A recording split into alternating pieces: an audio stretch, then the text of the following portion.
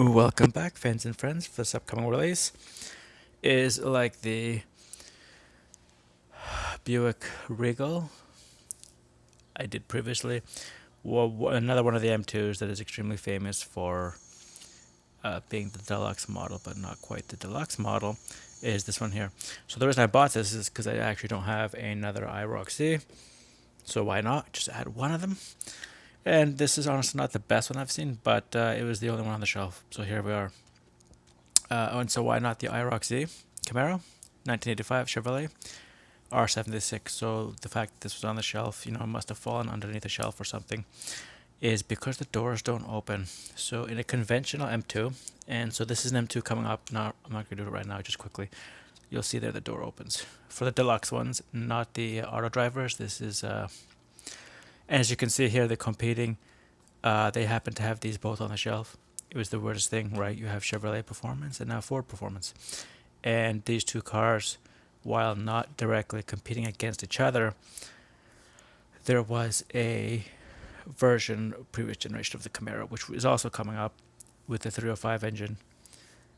It says it on the side instead of the 351 here, but for racing. And so this one was the next generation of that engine. We'll see if it's the LB9 or the L69 in there. Not really easy to tell them apart with something so small. We can just see the roll cage in there, because this car obviously, like I said, was for racing. Not like I said, it was made so International Race of Champions. The other thing to know is usually these ones, the IROC-Zs, are Z28s, but there is no mention whatsoever of Z28. We get the 17th casting of this year, the 2024 R76. Onto the front, it does look nice though, so I'm kind of disappointed the doors don't open, but it's just one of those things. And then 14 plus, because of the small parts, we have Chevrolet absolutely everywhere.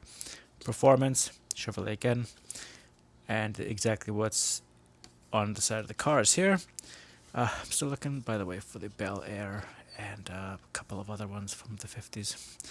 But it's literally a lottery. You walk into that Walmart, it's not smashed or destroyed. And then, so unusually for this car, because they are actually used for drag racing, the rear wheels now make sense because they are the wider type for grip. And we can see clearly Goodyear is written rather reasonably well. It does have its unique tires, the 5-spoke, but they're not silver because it's a toy and they probably didn't paint it. But there are those out there. I do believe the previous release from this was a silver wheel one. So I'm going to go ahead, get it out, try to cover this car as quickly as possible. The usual stuff.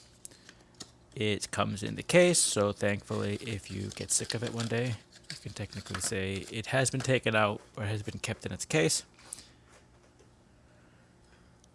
which helps in display, helps in keeping it dust free as well, which can be extremely important. And so one of the other things I'll notice about this is I don't know. I actually thought that there was no top on there, but it's just the way the dash is made. You can just see there the glass on the plastic, sorry, on the bottom of the windshield is knurled, the top is not. You have there the ducting for the engine. We have the lights, which are, I believe they're recessed. I can't really tell if they're inserts. I'll wait till I take this off. So we'll get off with the nice big Chevy logo. It's not easy to see because of this thing here. You can just see how clear the plastic is in the back though. And you can see the steering wheel, a bunch of other details. Rear view mirrors, which is actually very rare for M2. I guess because the doors don't open, they just said, okay, let's just add something else. We have Camaro written across the front of the car, which is always nice. I'm actually looking for the Firebird as well of the M2 Deluxe. And I already brought it up. Doors don't open, but you have the handles there, painted on nicely. There's a keyhole. Like I said, Goodyear tires, 5-spoke wheels, gas cap. The spoiler is an additional piece, I believe. It's plastic, and you can just see where it's been glued in. Always nice touch. Compare that with the BMW from the previous one. 1985, so you all know, but no mention of IROC-Z or anything else. And then onto the right side, you have there the again door handle, Chevrolet Performance, everything written nice and cleanly.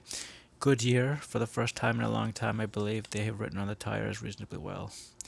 No wheel gaps, no unevenness, no loose parts, which is always nice.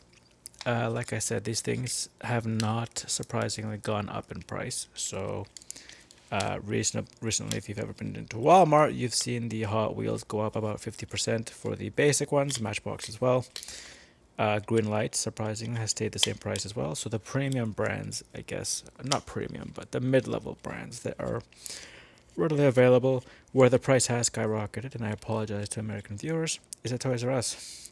I want to get the Yenko transporter version of it, and it's almost $30.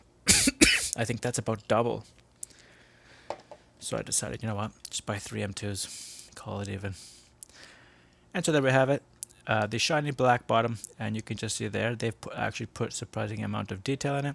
You can tell it's the deluxe version because there's the screw there. Actually, that's new.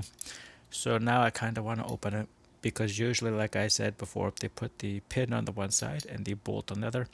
But this car is very much built like their auto drivers, where only the, well, not really the auto drivers. The auto drivers, the hood doesn't open. So basically, they've just done it like this, fairly unique. And unfortunately, we just get 1995 Camaro, 24 cast lines. There's the production number, the 15270R, and 10th day of this year this was made. There's the M2 logo.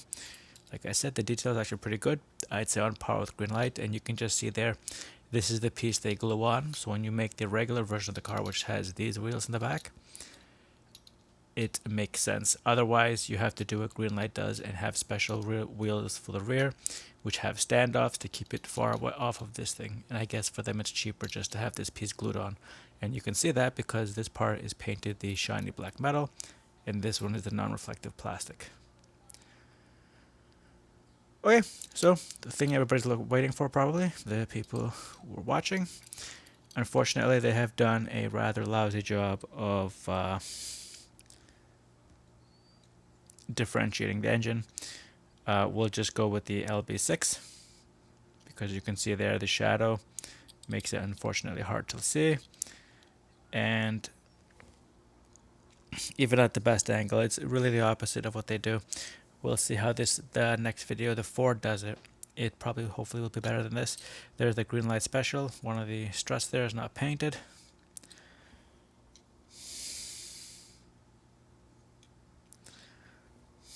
Always nice, you know, when they miss the little things. Anyway, so I guess that's the thing in there, is just the slight disappointment. It is reasonably well done. I can't complain too much. It's just extremely hard to see details with black on black.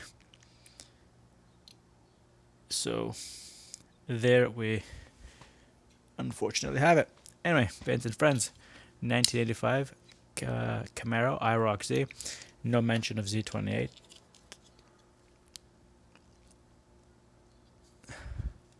So unfortunately, we will not be getting the Z28 designation anywhere on the car or on the packaging, just the 1985. And in fact, without this, it's pretty much just the Performance Chevrolet and Camaro. How does it roll? We'll do the quick test. Rolls reasonably well, no wobble, nothing, so that's great. Obviously, it won't be taken off if it stands for very long. So there we have it. Thanks for watching this video, and to the next one.